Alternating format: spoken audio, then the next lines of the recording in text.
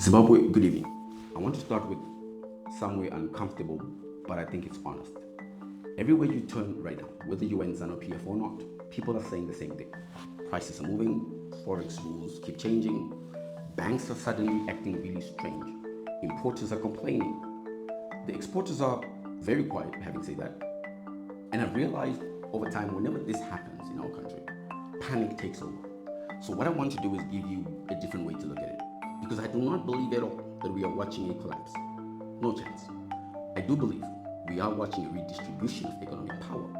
Zimbabwe is not broke. Look around you. Zimbabwe is being rewired. For 20 years, our country ran on survival economy. We survived through arbitrage, we survived through currency gains, we survived through who you know, and never was it about what you built. Money itself in Zimbabwe became the business, and if you could access the dollar, well, you were rich. In fact, if you could move money faster than everybody else, you won the day. If you could sit between government and the market, you ate. But no country can industrialize on currency trading. It doesn't work that way. No nation ever became prosperous by flipping between two, three, four, five exchange rates. What is happening in Zimbabwe feels really violent because it is finally structural. When liquidity tightens anywhere in the world, people panic. When credit becomes selective, people always scream. When speculation becomes unprofitable, middlemen start screaming oppression. And this is how you know. This is how you spot that power is moving. The Reserve Bank is no longer trying to keep anybody comfortable. They don't care about making anybody happy. They are now trying to force a behavior. And I actually think that is the magic that people are missing. In Zimbabwe, money has always been political. For years, it was also very chaotic. What's happening now is money is becoming very deliberate.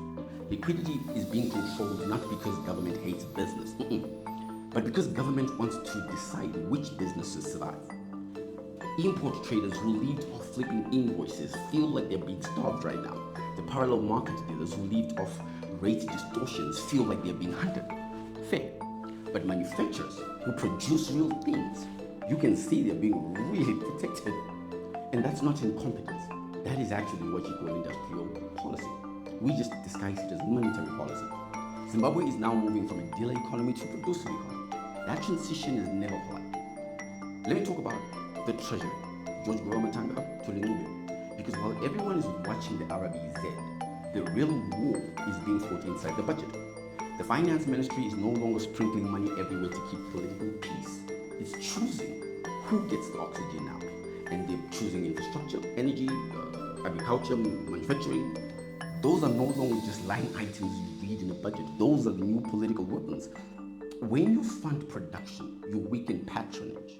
When you starve easy money, you kill rent seeking. So the old elites used to thrive on soft budgets, on overdrafts that never get collected, on contracts that never get audited, on tenders that were just political gifts, right? That's the old guard. And that era is starting to get choked slowly, very quietly. So you find a lot of powerful people are feeling really uncomfortable right now. And they can't explain why.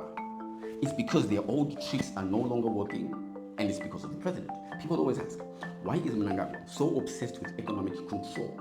Well, because political power in Africa no longer decides whether you collapse. If you bankrupt a country or you bankrupt a government, you can overthrow it. A weak economy produces angry citizens.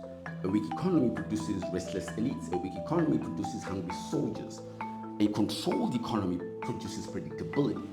And predictability is survival. So when Mnangagwa allows tight money, controlled forex, selective credit, you call it, he is not trying to be popular. Mnangagwa is now trying to be unshakable. The economy is being engineered to make any type of disruption really expensive. You cannot find chaos when the dollars are rushing. You cannot mobilize political storms when cash is scarce. You cannot buy loyalty when state controls liquidity. This is not just economics. Zimbabwe, this is power management. And this is where Zimbabweans are actually getting caught out. Because if you don't understand how power moves through money, you will always think that the system is random. No chance. It's not. The rules are changing. The people who made money by trading the system are now losing. The people who made money by building inside the system are winning. That is why you're going to see factories expanding.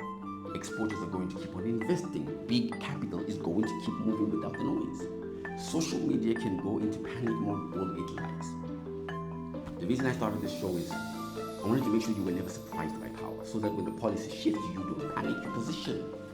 Zimbabwe is not collapsing. No chance. It is being reconfigured. And those who know how to read the map are going to be part of the next decade of prosperity. Until next time.